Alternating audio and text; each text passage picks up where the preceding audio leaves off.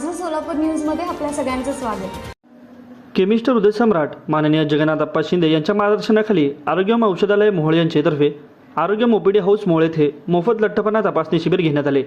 या शिबिरामध्ये doctor वंशपाईन memorial medical कॉलेजचे अधिष्ठाता डॉक्टर संजीव ठाकूर व डॉक्टर अमाई ठाकूर यांनी लोकांना बेरेट्रिक सर्जरी व तसेच लॅप्रोस्कोपिक पद्धतीने केल्या जाणाऱ्या इतर सर्व प्रकारच्या शस्त्रक्रिया उदाहरणार्थ अपेंडिक्स, हर्निया, मूळव्याध, पित्ताशयातील खडे काढण्यातील शस्त्रक्रिया किंवा पोटातील इतर सर्व प्रकारच्या शस्त्रक्रिया याबाबत सविस्तर मार्गदर्शन केले व लोकांच्या सर्व प्रश्नांची उत्तरे दिली। तसेच या शिबिरामध्ये लोकांचे BMI काढून देण्यात आले व त्यांना लागणाऱ्या सर्व शस्त्रक्रिया छत्रपती शिवाजी महाराज स्वरूपचार रुग्णालय येथे मोफत करणार असल्याचे सांगितले।